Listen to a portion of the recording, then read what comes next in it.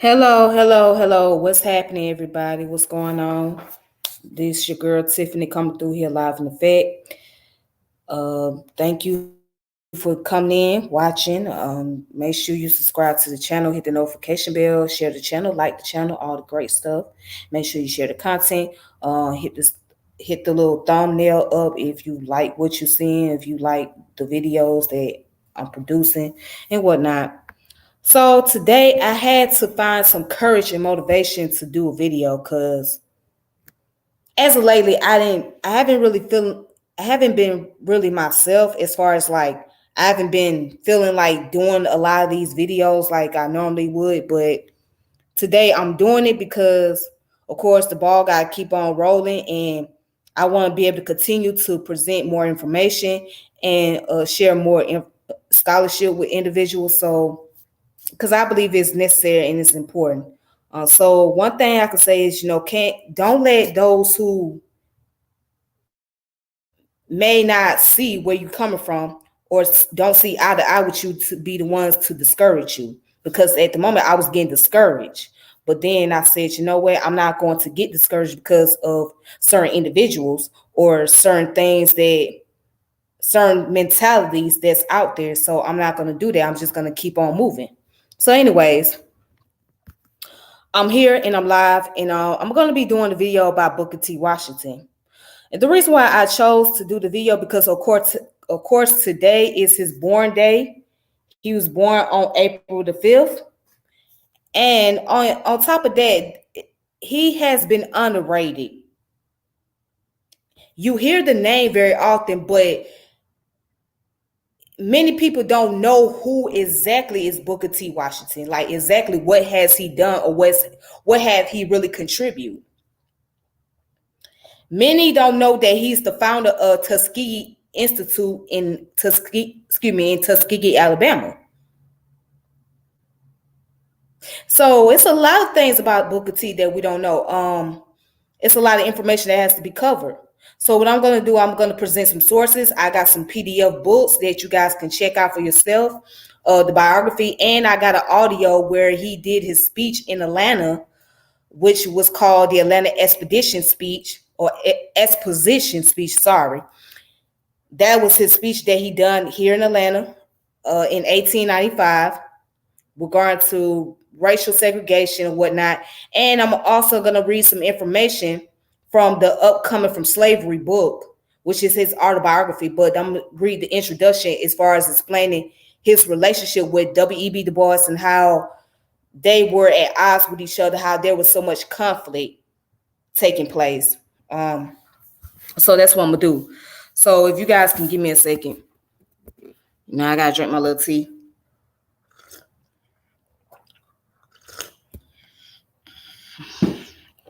Tea is good.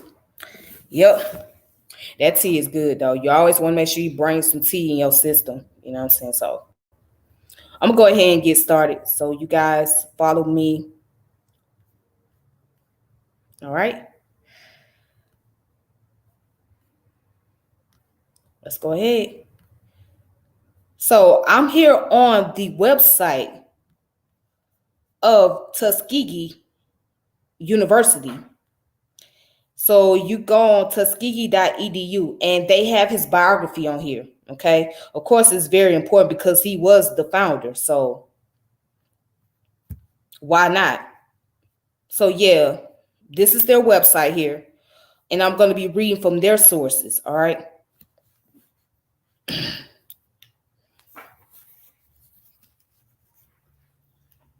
So according to the Tuskegee EDU or educational website, his name is Dr. Booker Taliaferro Washington.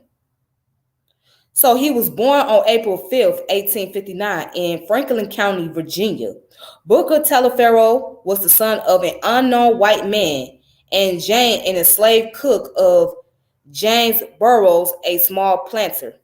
Now, Booker T was a byproduct of, just like many mulattoes, if you want to use the term,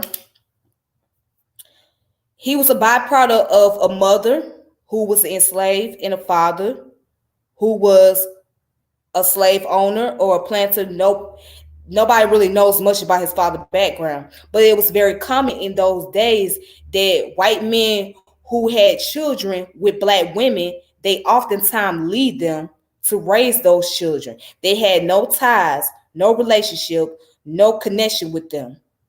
So the children were left with their mothers. And of course, he was born as a slave. Why? Because of his mother's status. Going back to the part, I can't even think of the word right now. Dang it. But anyways, going back to the concept about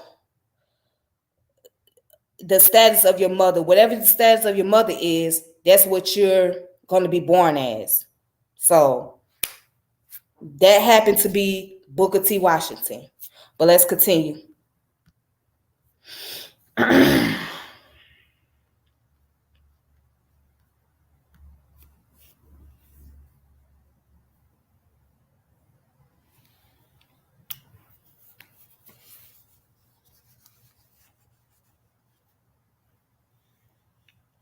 All right.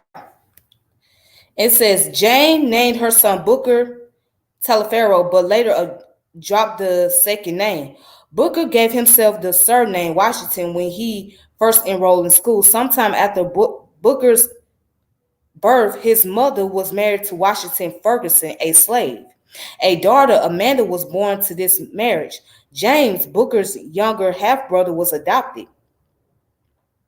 Booker's elder brother, John, was also the son of a white man.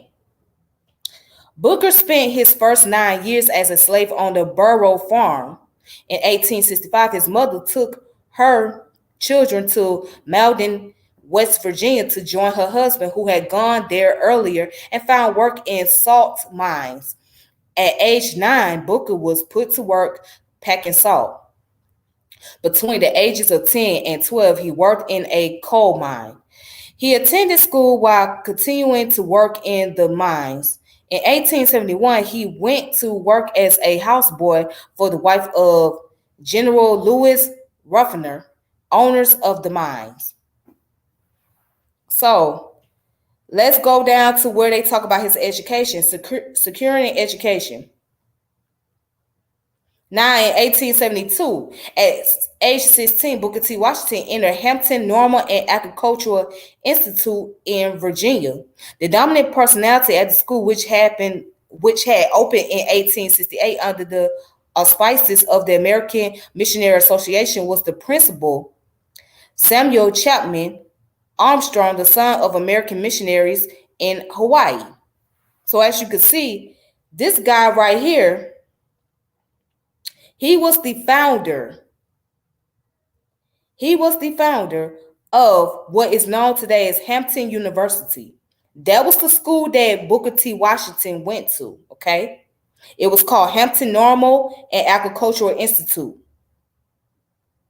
which is now Hampton University. So Armstrong, who had commanded black troops in the Civil War, believed that the progress of freemen and their descendants depend on education of a special sort, which would be practical and utilitarian, and would at the same time inculcated character and morality. Washington traveled most of the distance from Malden to Hampton on foot. That got to be a long walk. Arriving penniless, his entrance examination to Hampton was to clean a room. The teacher inspected his work with a spotless white handkerchief. Booker was admitted. He was given work as a janitor to pay the cost of his room and board, and Armstrong arranged for a white benefactor to pay his tuition. At Hampton, Washington studied academic subjects in agriculture, which included work in the fields and pigsties.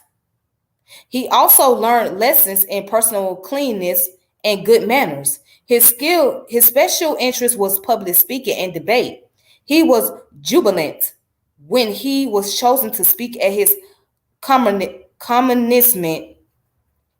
The most important part of his experience at Hampton was his association with Armstrong, who described in his autobiography as a great man, the noblest, the rarest human being it has ever been in my privilege to meet. From Armstrong, Washington derived much of his educational philosophy.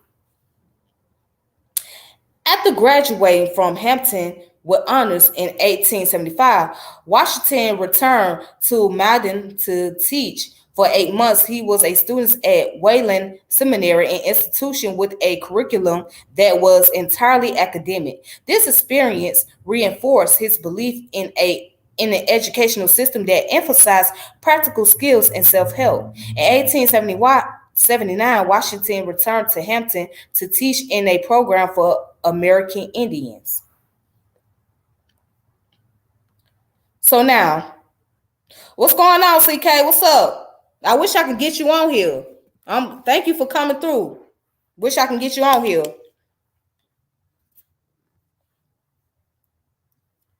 I wish I could get you to be a part of this discussion, but I appreciate you coming through, sis. Anyway, so now here it is, a young man with ambition, with the motivation, with this. Oh, okay. I got you. I understand. You gotta do what you gotta do out here. Anyways, here's a young man with ambition, with motivation to have a desire to learn. He came from a very humble beginning where he had nothing. Imagine walking from one city to another city on foot,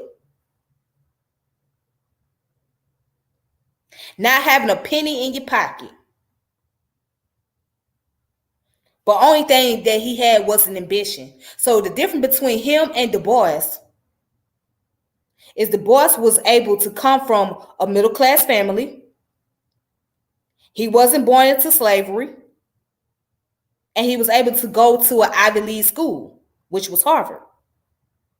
Whereas Booker T. Washington was born into slavery, was born into poverty, and he didn't really obtain education until later on in life. And he was finally fortunate to go to a college, although it was a black college, but it was founded by a European whose name is Samuel Chapman Armstrong. This white guy gave him an opportunity to come into the school, and he was able to attain, he was able to learn about agriculture. He was able to learn about public speaking. And he was well on his way. So it's all about having the ambition. It's all about having the motivation. So no matter what his circumstances were, he did not let it stop him from focusing on his goal. But I'm going to go ahead and continue to read it.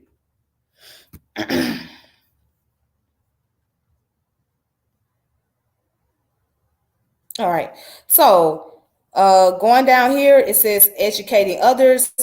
So I'm going to read the first 3 paragraphs here, or first 4 paragraphs. It says, in 1880, a bill that included a yearly appropriation of $2,000 was passed by the Alabama state legislature to establish a school for blacks in Macon County. This action was generated by 2 men, Lewis Adams, a former slave, and George W. Campbell, a former slave owner.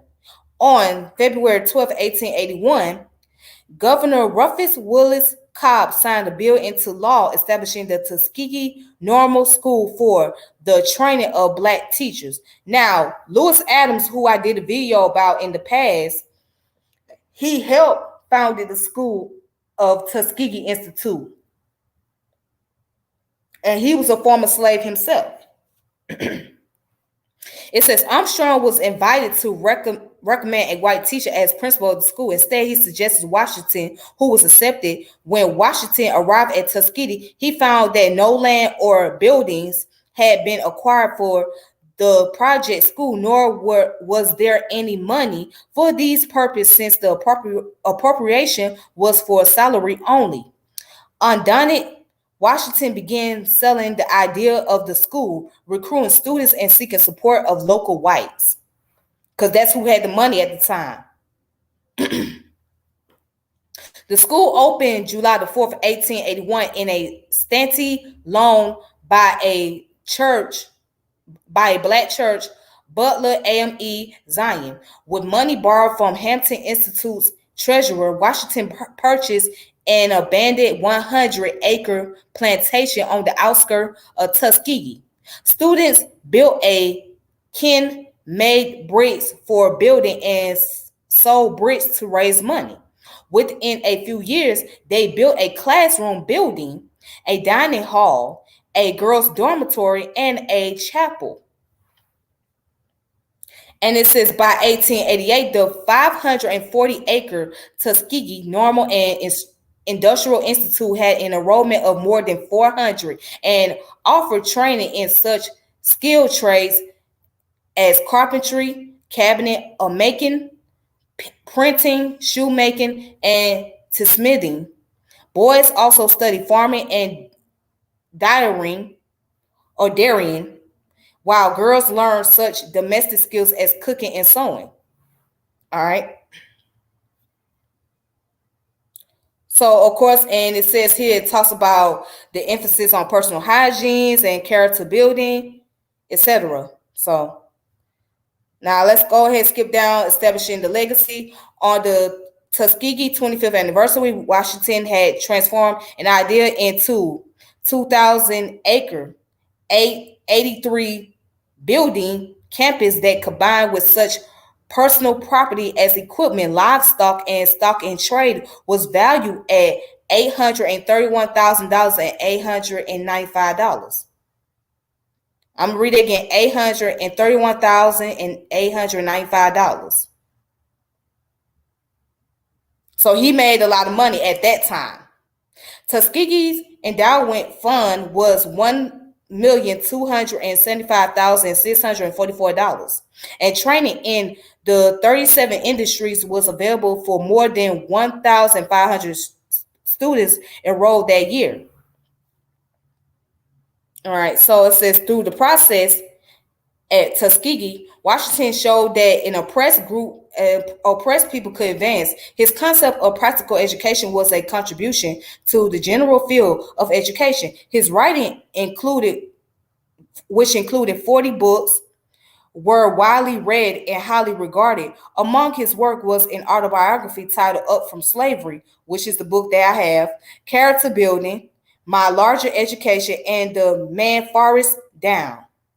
Washington settled into the national scene on opening day of the Atlanta Exposition in 1895 when he spoke about the new Negro, one with the knowledge of how to live, how to cultivate the soil, to husband their resources, and make the most of their opportunities.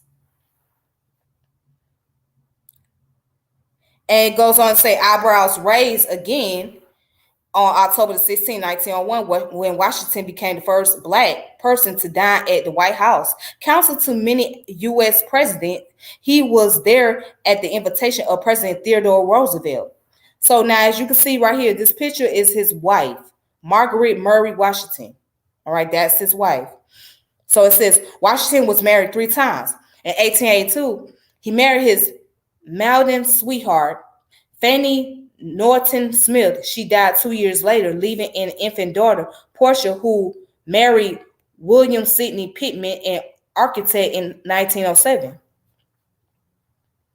In 1885, Washington married Hampton graduated Olivia Davidson, the assistant principal of Tuskegee, who died in 1889. 2 sons were born to this marriage, Booker Taliaferro Jr. and Ernest Davidson. In 1893, Washington married Fisk University graduate Margaret James Murray, who had come to Tuskegee as lady principal in 1889 and directed the programs for female students and initiated the women's meeting. Margaret Murray Washington died in 1925.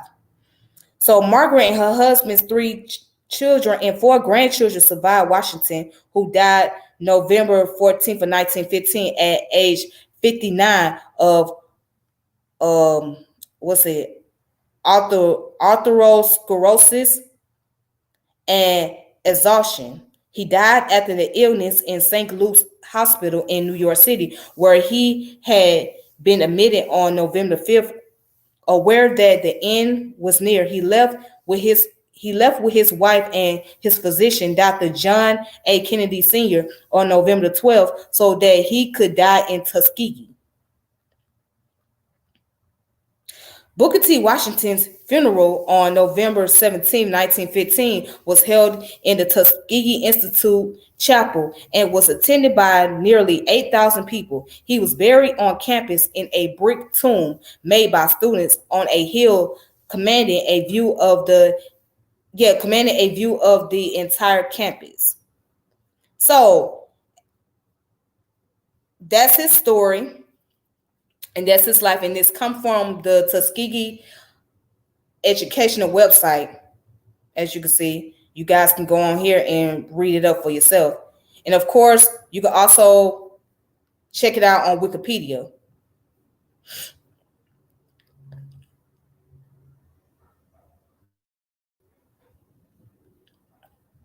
Also, yeah, you can go on Wikipedia, check out some more information.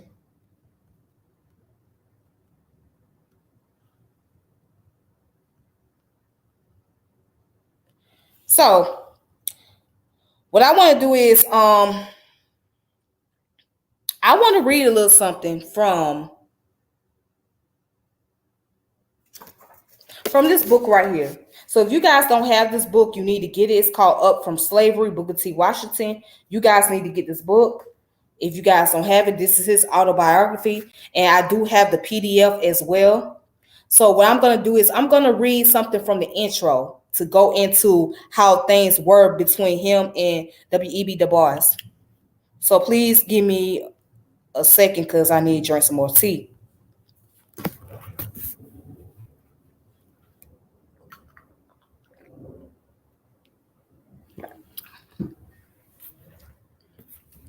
Oh boy. Oh, that tea so good.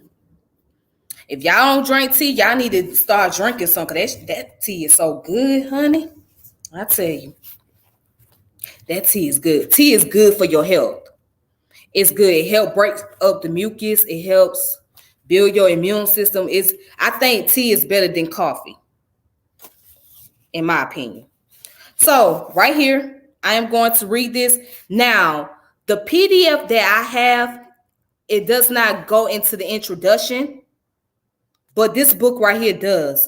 So in the introduction of this book, it talks about Booker versus the Negro Saxon.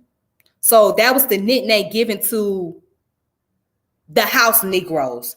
That's what, as we know them today, the house Negro, the coons, or what's the other term that I'm looking for? The sellouts.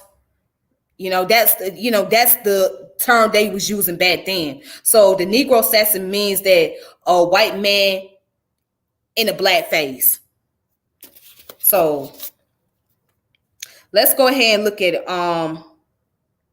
In this book, it says, written in the modern reader-friendly prose style, Up From Slavery by Booker T. Washington chronicles his rise from being a nameless slave child to a man who was treated as though he were the president of a sovereign nation.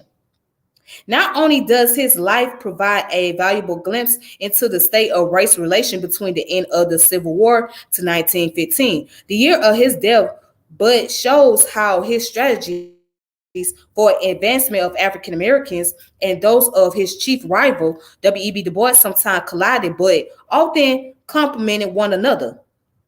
For example, the National Negro Business League, of which Booker T. Washington was president, was W.E.B. Du Bois' ideas. And it says the result of their efforts was the development of the Tuskegee Institute, which since an initial enrollment of 30 students has graduated thousands of professionals and the founding of the NAACP, which stands for the National Advancement of Colored People, which Du Bois helped found it. The NAACP, using legal challenges to advance the cause of African Americans, has been enormously successful. Ironically, however, the organization drew some of the same criticism from 1960s militants that were formerly aimed at Booker T. Washington from turn of the century firebrands like Merle Trotter. So Merle Trotter was another one that was Booker T's opponent. So I can go into a little bit about his background. As a matter of fact, let's go ahead and look up who's Merle Trotter.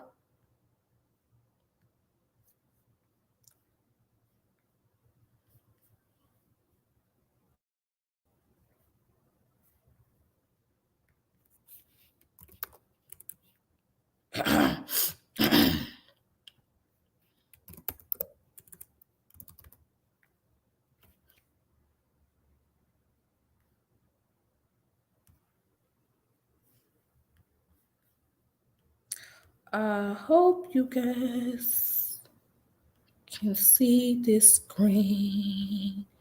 All right, I got it. Okay, I hope you guys can see that. Cool. All right, so, and what's very ironic is he died on his birthday. Wow. But anyway, so who was William Merle Trotter? So that's a picture of him. This is the guy that was Booker T. Washington opponent, or as we say today in our slang, the op. So that was one of his op right here. So let's look at his background just a little bit. Let's just read a little bit about who he is. So William Merle Trotter, sometimes just Merle Trotter, was a newspaper editor and real estate businessman based in Boston, Massachusetts, and an activist for African American civil rights. He was an early opponent of the accommodationist race policies of Booker T. Washington, and in 1901 founded the Boston Guardian, an independent African American newspaper he used to express that opposition. Active in protest movements for civil rights throughout the 1900s and the 1910s. He also revealed some of the differences within the African American community. He contributed to the formation of the NAACP, National Association for the Advancement of Colored People. All right. So it goes into the background that he was born in Hyde Park, Massachusetts, a well-to-do family. He graduated at Harvard University, and he was part of the Phi Beta Kappa there, etc. So, and he joined W.E.B. Du Bois and founded the Niagara Fall movement. Also, go further down. He founded, then he left that organization. He founded the National Equal Rights League. His protest activities were sometimes seen to be at cross purpose to those of the NAACP. So, yeah.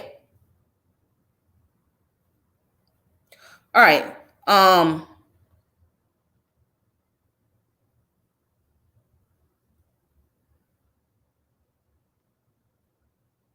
So, okay, so then it goes further down saying that he was highly publicized meeting with President Woodrow Wilson, in which he protested Wilson's introduction of segregation into the federal workplace. So in Boston, Trotter succeeded in shutting down production of The Klansman in 1910, but he was unsuccessful in 1915 with the screening of the movie The Birth of the Nation, which also portrayed the Ku Klux Klan in favorable terms. He was not able to influence the peace talk at the end of World War I, and was in later years a marginalized voice of the protest. In 1921, in alliance with Roman Catholics, he got a revival screening of The Birth of a Nation banned. He died on his 62nd birthday after possibly suicidal fall from his Boston home. Damn. All right, so okay. So as you can see, it goes more into his introduction, his life, etc. So let's see. What else can we find on him? Eventually, I may come back and do a video about him, but I just wanted to like give a brief introduction.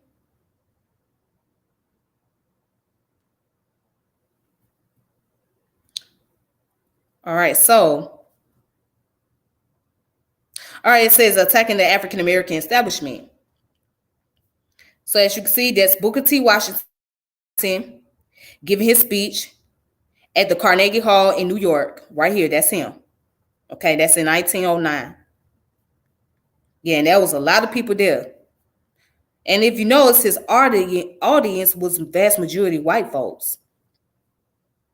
But anyways, okay, so it says in the early 1900s, Trotter noticed that racial segregation was spreading in Boston. The numbers of hotels, restaurants, and other public establishments refusing service to African Americans was increasing. He came to realize that in order to affect real change, the radical message needed to be taken out of Boston and began organizing protest meetings across New England in 1903.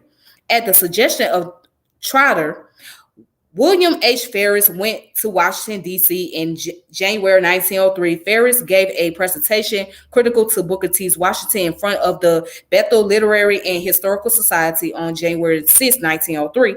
Washington W. Thompson spoke in support of Washington Richard W. Thompson spoke in support of Washington as replies at the Second Baptist Lyceum on January the 25th, and Jesse Lawson did the same on February the 3rd. In 1999, Jacqueline M. Moore argued that Thompson's paper failed to hold his ground against Ferris, who was present at the talk. All right, so going further down, it says his long-term objective was to effect policy changes in the National Afro-American Council, then the only national-level organization of African Americans. At the group's annual meeting in Louisville, Kentucky, Trotter and others introduced a resolution calling for more activism, but Booker T. Washington supporters, also known as the Bookerites, who controlled the council, saw to their defeat. One commentator who wrote that Boston's idiots had been treated in delightful fashion. The Guardian described the convention as dominated to death by one man. The activities of the radicals at the convention did bring them some national press. Trotter continued to criticize Washington. In The Guardian, his attacks were particularly harsh and personal and brought a bitter ting to the disagreement.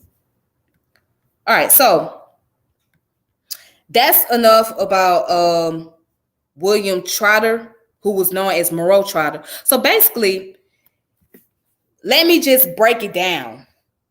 So here you have this bougie man from the North, from Boston, who had this little bougie attitude because he graduated from Harvard University, that he looking down on the man that was born in the South and that was born in slavery, and who did not have the type of education that he had, but was able to do for himself.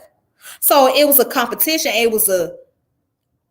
So the competition came to where they were not able to work together. So it was more of the fact they was butting head with each other. So Booker T. Washington, he believed that blacks should start doing for themselves.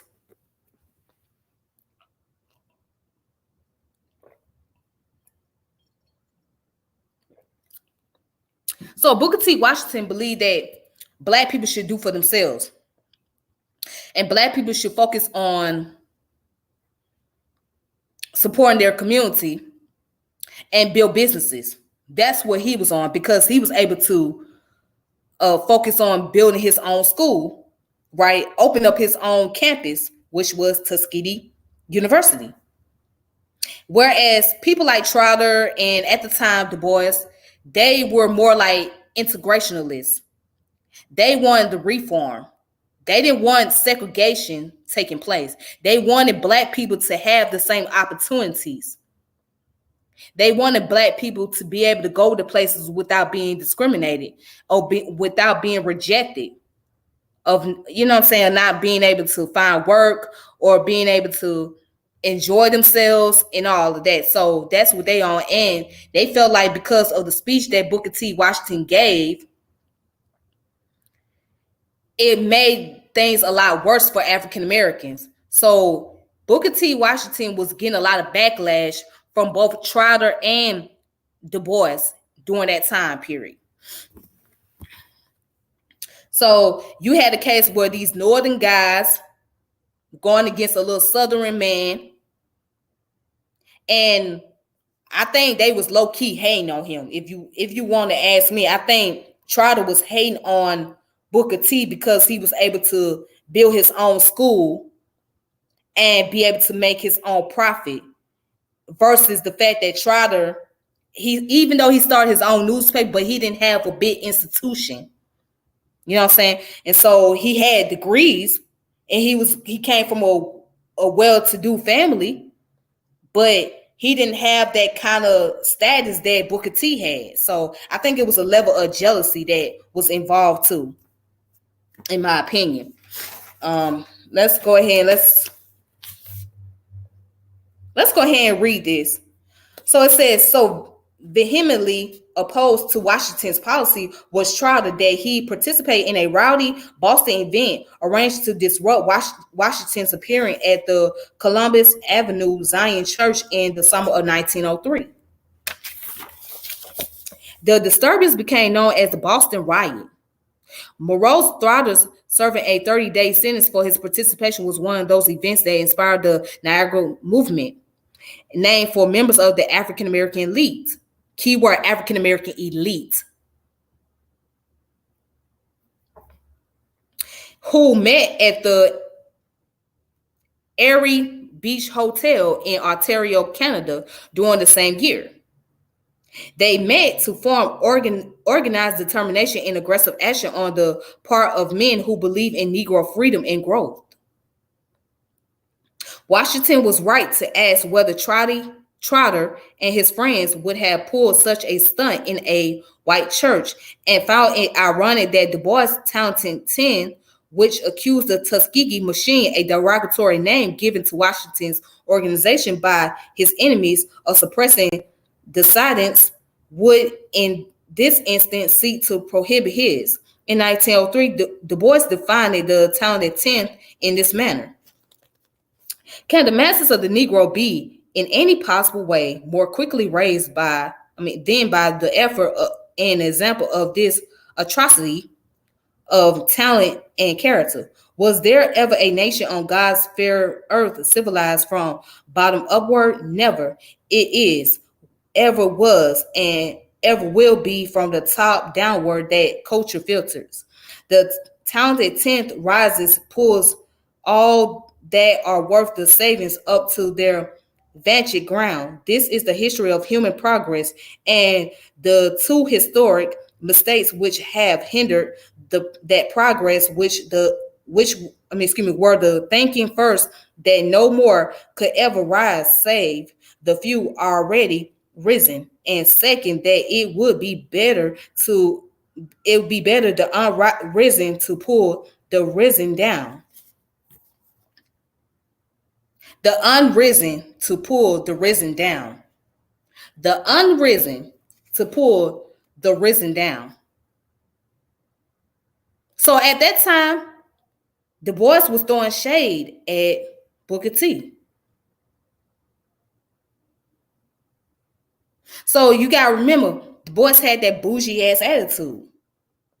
Cause he felt like, cause he came up north, he was a bougie man. He was way above everybody else. That was his attitude. He was very condescending. Very condescending. So let's go ahead and let me read some more. It says, but Trotter's action only reflected the frustration of northern elitists. Let me read that again. But Trotter's action only reflected the frustration of northern elitist intellectuals. The Negro Saxon, with Booker T's Washington policies, which they view as ensuring the inferior position of African Americans in the United States. Their criticism dogged him throughout his career. Du Bois even blamed Washington for the Jim Crow laws.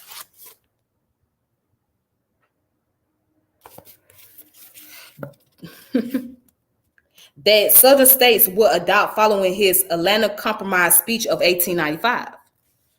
In some ways, this was a conflict about class. Washington was born a slave and did not receive higher education, while some of his enemies were born free and Harvard educated. Washington was also correct when he characterized the difference between W.E.B. Du Bois and himself as one of appealing to different constitutions. In a letter to Emmett J. Scott, his trusted aide, Washington wrote, "The Negroes of the South are with me, and only the intellectual of the North are against me." He also criticized Du Bois for living in the North and only visiting the South to promote trouble between African Americans and white.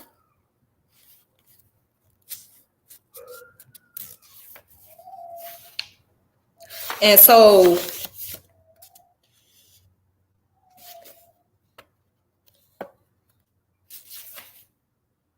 I'm just going to stop right there. That's it. So basically, as you guys can see, there was a conflict between Northern men, Southern men, and those who were from the upper class community or middle class, and someone that's coming from a lower class. That's what you have a case of. So because someone that was in the upper class felt like the one that's in the lower class does not have as much value and does not have any significance in the struggles and cannot really be the voice for those in the African American community. So in a nutshell, they figure that because they come from an upper class area that they have more seniority and more status and more rights to speak for African Americans and speak about the struggles in the Black community than somebody who come from a poor environment. Now, the attitude of that is still going on to this day. And let's be honest, it's still being perpetuated. So it's not so much of the concept of classism.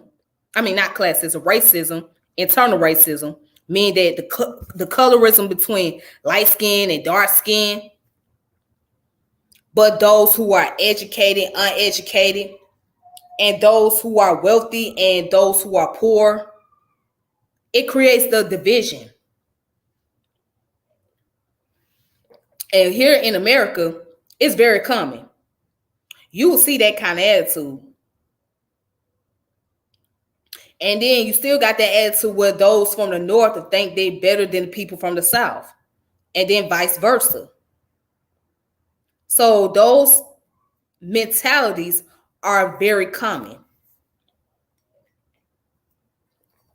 But it's very funny that it's so funny that these same Black people will talk about those who come from other countries, from the continent of Africa, from the Caribbeans, from Latin America, and try to critique them and criticize them and talk about how they disrespect Black people here, but Black people disrespect themselves the most. I mean, you see it, the classism, the colorism, the status based on one's education. You see that a lot over here. But we complain about other people, other Black people from other countries disrespecting us. Make it make sense.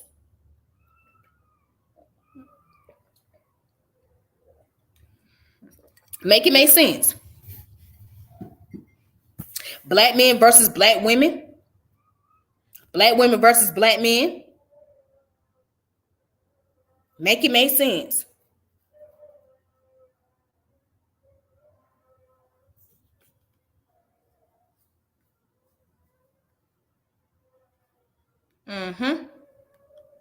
All right.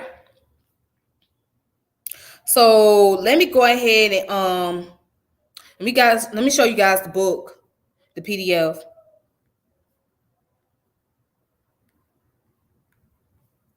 because I don't want to keep y'all on here too long. So,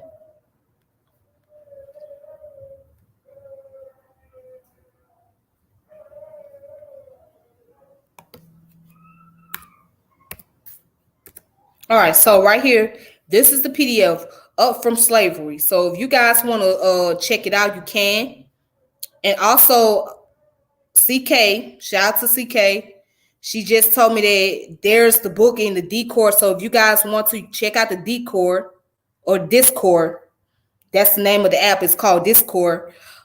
She has plenty of the PDFs and the ebooks in that app. So you guys just go ahead and check out Discord. You can find it on Google Play. I'm not sure about Apple, but yeah, it's just basically a list of archives and information that be found. So shout out to CK the Porter for that. Thank you for coming through and letting me know that. So yeah, but you guys can check this book out for yourself. It's a PDF. Or you can go on Amazon. I'm quite sure Amazon still sells this book.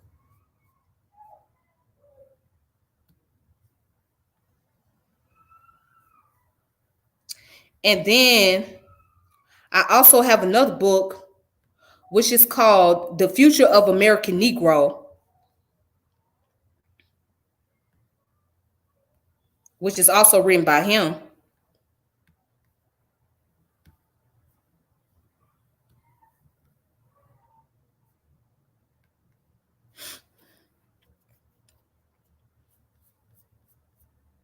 So it's called Works of Booker T. Washington.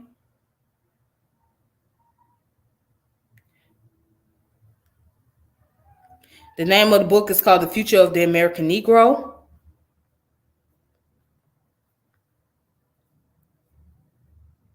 right, so let's see, what can we check out from here? So let's see.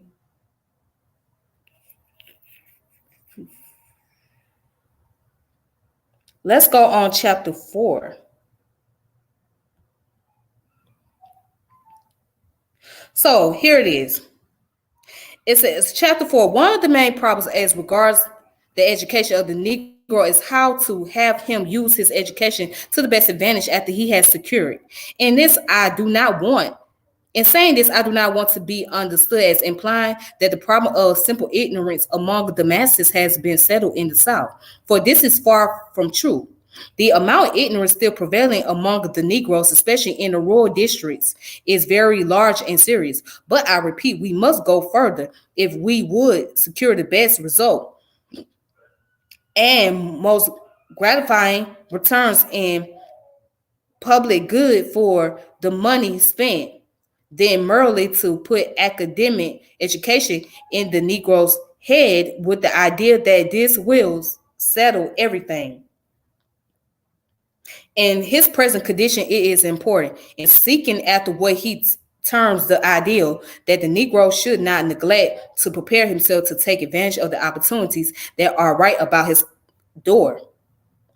If he let these opportunities slip, I fear they will never be his again. In saying this, I mean always that the Negro should have the most thorough mental and religious training, for without it, no race can succeed. Because of his past history and environment and present condition, it is important that he be carefully guided for years to come in the proper use of his education. Much valuable time has been lost and money spent in vain because too many have not been educated with the idea of fitting them to do well the things which they could do. Which they could get to do. Because of the lack of proper direction of the Negro's education, some good friends of his, North and South, have not taken that interest in it. They otherwise would have taken it. In too many cases where merely literary education alone has been given to the Negro youth, it has resulted in an exaggerated estimate of his importance in the world and an increase of wants which his education has not fitted him to supply.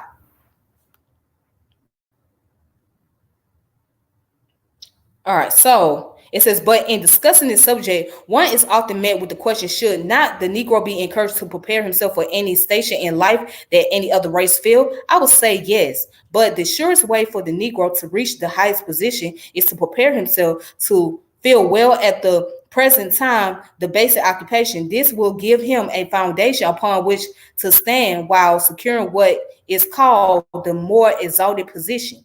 The Negro has the right to study law, but success will come to the race sooner if it produce intelligent, thrifty farmers, mechanics, and housekeepers to support the lawyers. The want of proper direction of the use of the Negro's education results in tempting too many to live mainly by their wits without producing anything that is of real value to the world. Let me quote example of this. Haiti or Haiti, Santiago de Mago, which is Saint Dominique, or which is Saint Dominique, and Liberia. So Santiago de Mago is Dominican Republic, I believe. Yes, it's Dominican Republic today. Although among the richest countries and natural resources in the world are discouraging examples of what must happen to any people who lack industrial and technical training. It is said that in Liberia there are no wagons, wheelbarrows, or public roads, showing very plainly that there is a painful absence of public spirit and thrift. What is true of Liberia is also true in a measure of republics of Haiti, which is Haiti, and Santo Domingo, which is Dominican Republic. The people have not yet learned the lessons of turning their education towards the cultivation of the soil and the making of the simplest implements for agricultural and other forms of labor. All right. So much would have been done towards laying a sound foundation for general prosperity if some attention had been spent in this direction.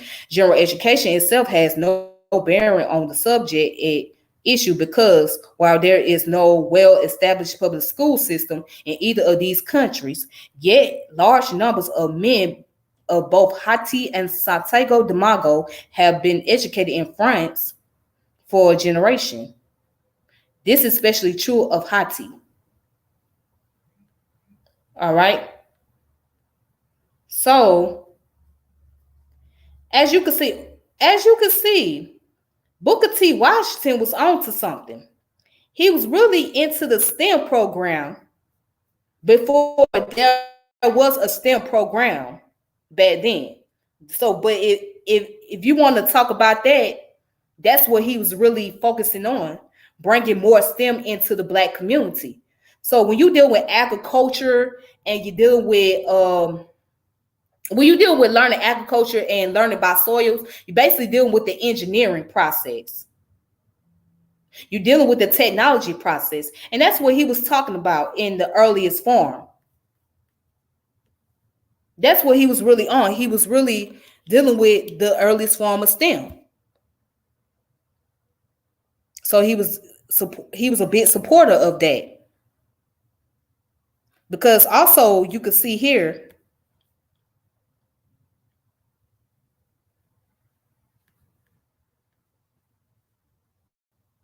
let me go back.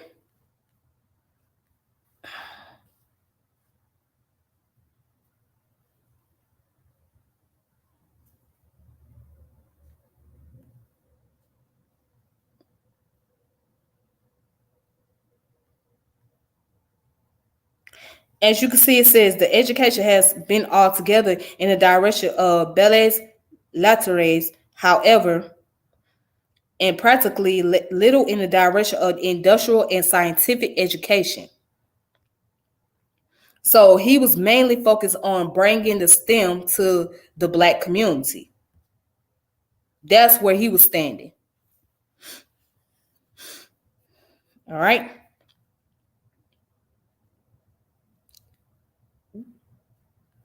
Okay, so Now let's go ahead and look into, also, if you guys want to check this out,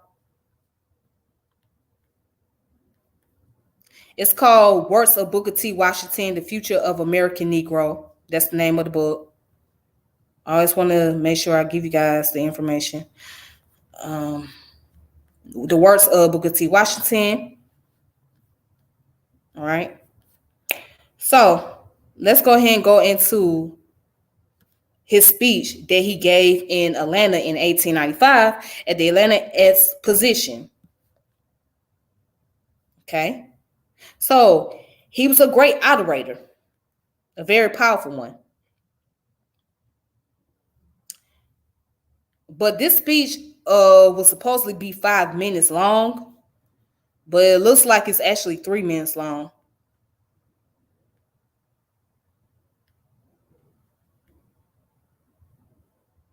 So I'm going to play the speech for you guys. Hopefully you guys can hear it.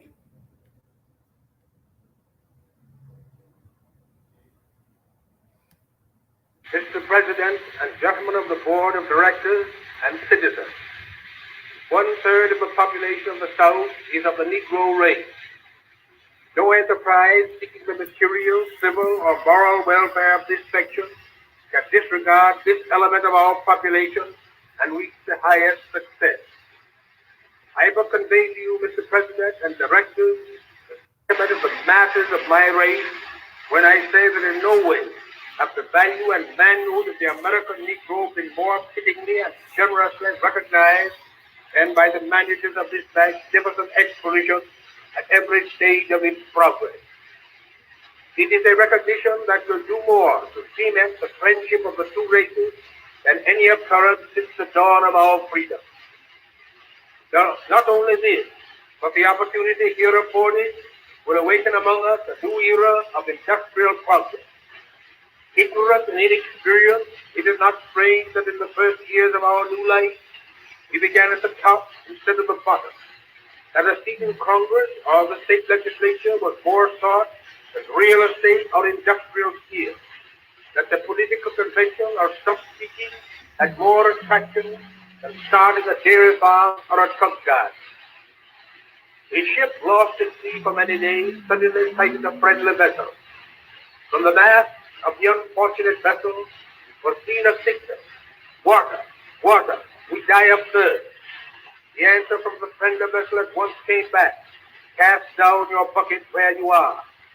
A second time, the signal, water, send us water, ran up from the distressed vessel and was answered: cast down your bucket where you are. A third and fourth signal for water was answered: cast down your bucket where you are. The captain of the distressed vessel at last, heeding the injunction, cast down his bucket, and it came up full of fresh, sparkling water from the mouth of the Amazon River. Those of my race who depend on bettering their condition in a foreign land, or who underestimate the importance of cultivating friend relations with the southern white man, who is their next door neighbor, I would say, cast down your bucket where you are. Cast it down in making friends in every manly way of the people of all races by whom you are surrounded. To those of the white race who look to the incoming of those of foreign birth, strange tongue and habits for the prosperity of the South, were I permitted, I would repeat what I have said to my own race: cast down your bucket where you are. Cast it down among the 8 millions of Negroes whose habits you know, whose fidelity and love you have tested in days when you have proved treacherous, since the ruin of your fireside. Cast down your bucket among these people who have, without strikes and labor wars, killed your people, cleared your forests, built your railroads and cities, brought forth treasures from the bowels of the earth, helped to make possible this magnificent representation of the progress of the South.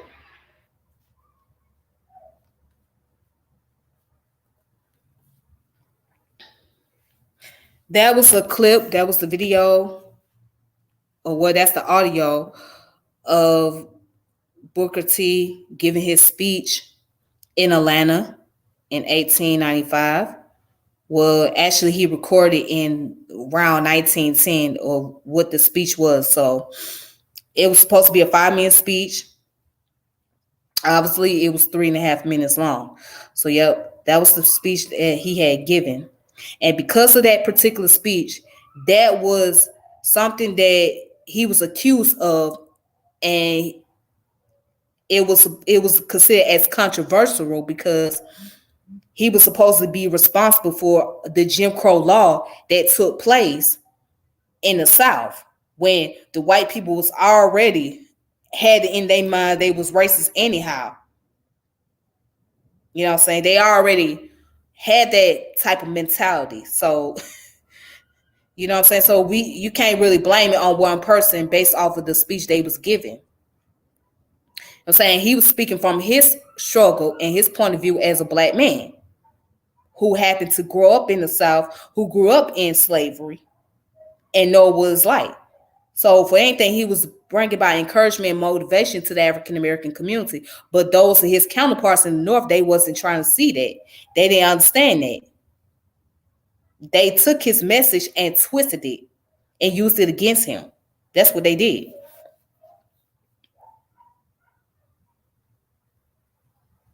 All right, so if you guys want to look more into this speech, here it is.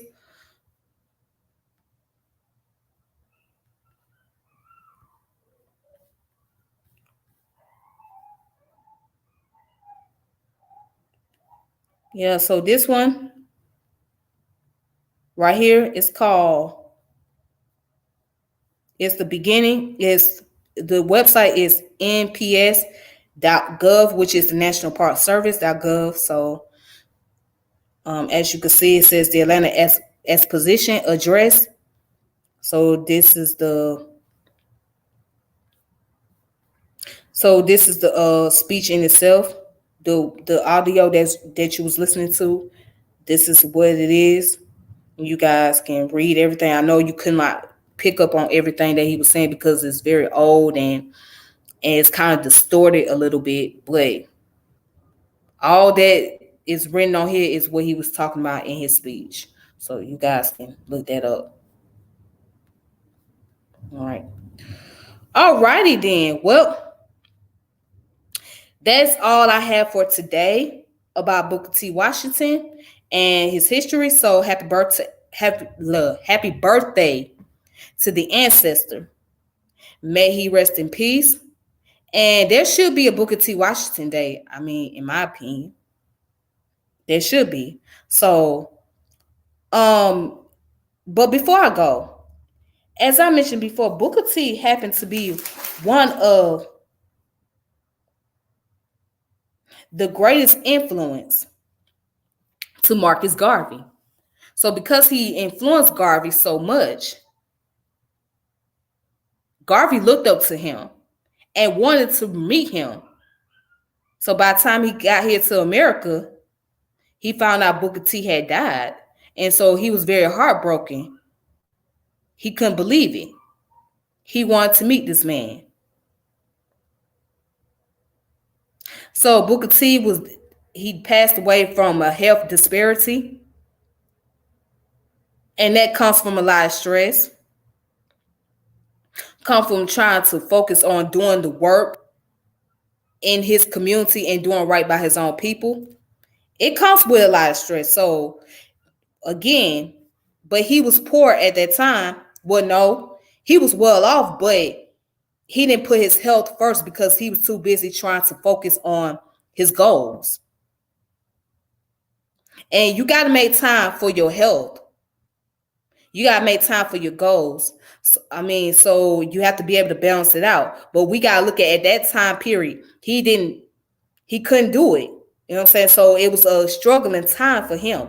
And the medical system was very segregated and very prejudiced towards African Americans. So he wasn't going to get the proper health care that he needed or the proper treatment.